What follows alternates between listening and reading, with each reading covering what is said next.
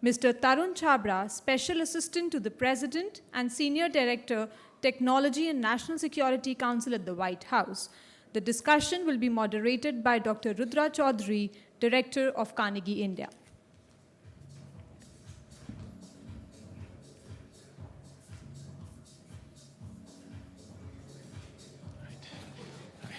Tarun, thanks for being with us here today. I'm just going to get straight into it. In the summer of this year, following a meeting between Prime Minister Modi and President Biden, there was a unique readout by the Ministry of External Affairs, but also the White House, that had a line which said ICET, Initiative on Critical and Emerging Technologies. And for one of the first times that I can recollect, there was a public line which said that this will be a process run by the national security councils of both the countries. What is ICET, and what are some of the guiding thinking and factors behind this, what could be called a new vehicle? Yeah, thank you very much, Rudy, for hosting this, and congratulations on a terrific forum. So just briefly on the what, why, and how of ICET. So as you described it, it was a leader-level agreement to establish a new initiative on critical emerging technology. And I think the fact that the National Security Council staffs of both countries were cited, I think really speaks to the fact that there's a recognition that technology issues now cut across so many agencies and departments in our system and ministries in your system. And there's a critical role for coordination. And I think particularly because this was recognized at the leader level, I think that was why there was a focus on coordination at that level. Now, that being said, of course, as you know, we have many dialogues between the United States and India, including on technology issues. And the hope is that this initiative can be a catalyst, actually, in many ways, to activate and accelerate, rejuvenate, in some cases, many of those dialogues as well, if you look across the technology stack. Now, in terms of why, I actually think that Minister Jaishankar spoke to this very eloquently this morning. I would probably just repeat a lot of what he said. First, I think we share a recognition about vulnerabilities when it comes to certain technology supply chains, heightened, obviously, by COVID, and a focus on concentration in certain geographies, and a mutual desire to build more resilience in each of our systems. I think second, a recognition that we need to expand the scope of what we've traditionally thought about as strategic technologies, which is something I'm sure we'll talk about in a moment. I think we both recognize the central role of technology and strategic competition as well. And then finally, as the minister put it this morning, when it comes to governance, what's inside the black box matters a lot. And the ways in which we shape, develop, and deploy technologies, I think we're seeing more and more convergence. So, something struck me yesterday. We had a discussion with a whole bunch of people who are in this room, and Dan Baer, who's sitting front of us over here, came and said, what's really interesting is in the last 10 years, the mood music has changed when it comes to US-India discussions on tech. So in a decade, for instance, from problems, bottlenecks, challenges, there seems to be a lot more spotlight on opportunities, which seem to be inbuilt into the kind of ICET framework. What are some of those prospects?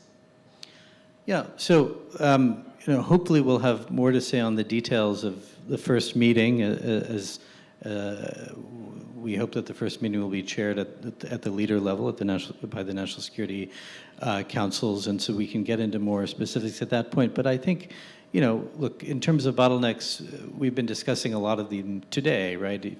On both sides, we could talk about regulatory issues or export controls or data flows, obstacles to freer flow of talent and workforce across the board. Some of those are obviously going to take time. I mean, I think it's important. I fully expect that when we have the first meeting, there will be real and tangible results to report on. But I think we do need to step back a little bit and kind of look at what are, I think at least three significant transformations that we're all undergoing together now. One is the geostrategic one that I think we've talked a lot about today. The second is the digital one, which we just, in the previous panel was addressed very specifically. And then third, on industrial strategy as well. India has national missions, whether it's on semiconductors or quantum, and the United States has a chips bill, which again we can talk about in a moment. And all of these are major, major muscle movements that are going to require time for each of us to adapt, to align, to try to ensure that among like-minded countries we are aligning or ensuring policies as complementary as it can be. So let me pick up on the CHIPS Act. So maybe two questions on that. So first is, Tarun, a lot of the discussions that we've had today, I suspect we'll have tomorrow and day after, is about finding ways in which domestic legal and technical architectures can complement foreign policy objectives, number one, but also complement reciprocity across jurisdictions. Many in India, at least in the commentariat, argue that the CHIPS Act is great, but this is not so much about friendshoring, it's about onshoring. It's about bringing it back to America. India has a policy architecture for semiconductors. Obviously, it's a nascent stage. The ecosystem has to build. It's going to take a very long time. How do we get complementarity or at least some kind of coordination going when it comes to incentive schemes, when it comes to legal architectures, and the design behind what each jurisdiction or sovereign wants to achieve? So look, just a few, baseline things on the CHIPS Act. So first, absolutely and unapologetically, it is about building more resilience, right, in our supply chains. But that being said, I think we actually think about resilience in much the way that colleagues in the government here have described some self-reliance schemes here, which is to say, being a trusted partner in a like-minded and trusted ecosystem. So, you've probably seen there are estimates of what would it take if the United States truly were trying to onshore all of the supply chains. It would be something on the order of a $1 trillion scheme. This is a $52 billion bill. So, we were also, I think, very mindful of wanting to attract like-minded countries, firms to the United States for the manufacturing incentives, for the tax credits as well, and for participation in the R&D scheme, which is our National Semiconductor Technology Center. So it is open in that way for all like-minded countries to participate in. Now, I do think there is scope for us to figure out how, particularly on the R&D side, we can better cooperate. Because I think whether it's in India, whether it's in Japan, Korea, or the European Union, I think we're going to be seeing a lot more investment in hardware R&D over time, hopefully to catalyze more private investment as well. And making sure that we're doing this in a complementary way, I think will be a priority for all of us. And I suppose at some level, if I'm speaking out of turn, but the NSE coordination there would be quite important because it's the kind of right structure in many ways rather than line ministries and departments. But staying with sort of semiconductors and resilient supply chains, we're living in this age of acronyms, Quad, ITU2, or sorry, I may have got it wrong, I2U2, ISET, etc. On the Quad, there's a lot of buzz around the verticals and working groups that are looking at technology. On the vaccine side, I think it's pretty much understood that there's cooperation, there's US funding coming into India, there's vaccines, the idea is Australia, Japan will distribute, etc. But can you give us an assessment of how's the Quad doing when it comes to dealing with semiconductors, tech resilient supply chains? Yeah, so I think there's actually a lot of work that's happening that's not always visible above the surface. Some of it, for example, on technical standards, there are kind of new networks of cooperation across the Quad that simply didn't exist before, looking at multiple sectors. I think some of it is also looking at governance of some of our standards bodies as well. I think second, on supply chains, there's been a particular focus on semiconductors and kind of going upstream as well and kind of really digging deep analytically and seeing where there could be room for more cooperation. I think it's also important, though, to look at what we're catalyzing on the outside, and this goes for ISET as well, right? Because much of what I think we'll be able to hopefully encourage, accelerate, will be cooperation that isn't necessarily G to G, right? But that we can welcome and celebrate, encourage, incent. And so, one is obviously the Quad Fellowships, right, that you're familiar with. 100 students from each of the Quad countries in STEM fields. I think the first set of fellows will be announced relatively soon. We also announced, I think, at the last Quad Summit that we'll be welcoming a Quad Investors Network focused on deep tech investments. I think not just in the Quad, but potentially looking at investments across the Indo-Pacific to kind of demonstrate what is the value of the Quad for the broader region and not just for the members of the Quad itself. And so I would expect over time that we see, again, not just the G2G elements, but welcoming and encouraging more outside initiatives with stakeholders. So just to the question of stakeholders is 7 years ago when you were negotiating, it was G2G, primarily G2G, and then your private sector. Of course, the private sector played a very important role in the US-India nuclear deal, following the next steps in strategic partnership back in 2004. But it seems to me, at least from what we can discern from the public domain, that there's kind of a new architecture in the way now. So there's government, there's coordination, there's a role for think tanks, there's a role, obviously, huge role for industry, for philanthropists. And if we look at Quad, for instance, you talked about the fellowships. Maybe down the line, you'll have some sort of a Quad fund, a network fund. I know there's someone in the room here, Carl, who's kind of setting up a new Quad investor fund, for instance. Is that the kind of new way in which you're looking at ISET and a new way to sort of evangelize and really fire up the India-US relationship? I think it's taking advantage of the nature of our systems. Absolutely. I mean, why would we focus only on G2G when so much innovation is happening outside?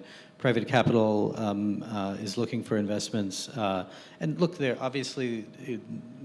also looking for ways to de-risk, right? And a clear signal from governments about where new priorities are going to be. What is the longer-term policy direction as well? But I think that's absolutely the way that we are thinking about both models. From complementarity to deep competition, let me come to US and China. Decoupling.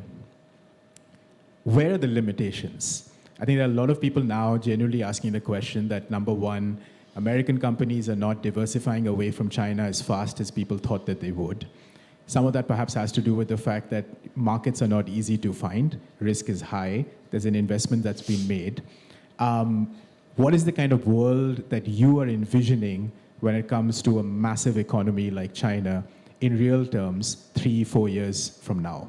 Yeah, look, I think the National Security Advisor spoke recently to this question, and I think in a way that was totally consonant with the Secretary of State's speech on our China policy some months ago. When the National Security Advisor spoke about this, he focused on a set of technologies that he said were foundational from a national security perspective. So semiconductors and advanced computing is one family, biotechnologies is another, and some clean technologies as well, whether we're talking about advanced batteries or the critical mineral supply chain. So those are all areas where we think that there are important national security implications, and there'll be a focus. Now, that being said, as Secretary Blinken said, it is not the U.S. policy to drive a decoupling effort. As he said instead, what we're all addressing is an effort to decouple asymmetrically, right? And how do we all respond to that? How do we protect our own supply chain resiliency? How do we protect our tech and data ecosystems? And how do we do it together, right, in that context? I think that's the way that we're approaching the problem. And to be very clear, again, I think for many years, including in the think tank world, there was a lot of discussion about protecting technologies with a small yard and high fence model. But from our perspective, we never really implemented that in the way that needed to be done. And so that's how we're approaching some of these foundational technologies now. Is decoupling working? Are companies moving out? Is the United States and its partners kind of really getting into the standards game, really being able to make its way in ICANN and ITU, where it really matters? Because there's a massive Chinese political push. In fact, one of the discussions we should be having here in India is about internet infrastructure and the fact that we're slowly missing the boat when it comes to standard setting. So are you beginning to see the effects of quote-unquote decoupling in the way you've termed it?